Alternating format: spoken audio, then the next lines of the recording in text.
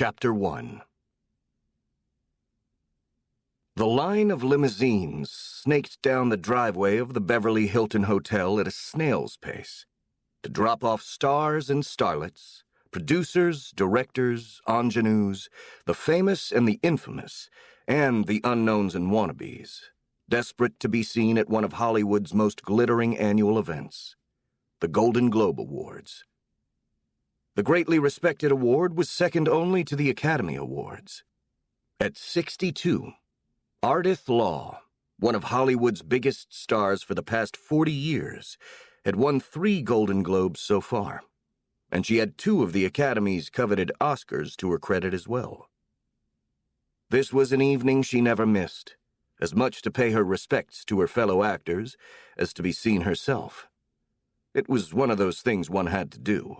It was expected, and you had to keep your face out there if you wanted to continue to get work, and your face had to look damn good, or you'd better not show up.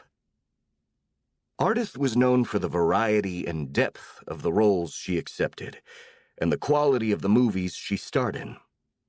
Occasionally, she took a small, unusual part if it intrigued her, which happened from time to time, but as a rule, she only took major starring roles.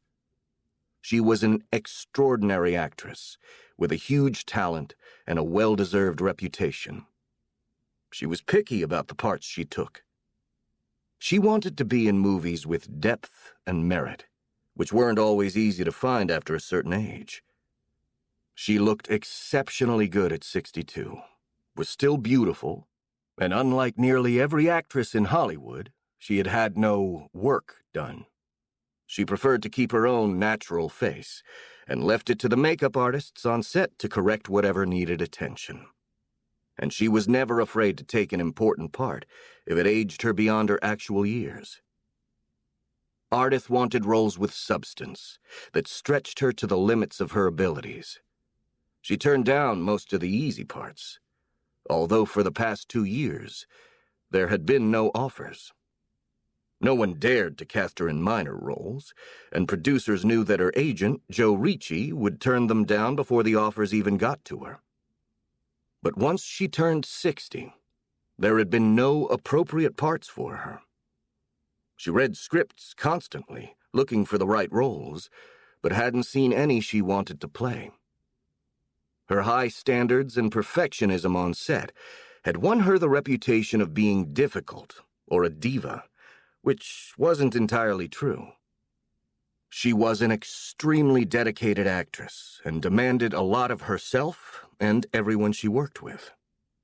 So now and then, when others fell short, 40 years of the best parts available and producers who would do almost anything to keep her happy had led to rare but memorable outbursts that supported the notion that she was a diva.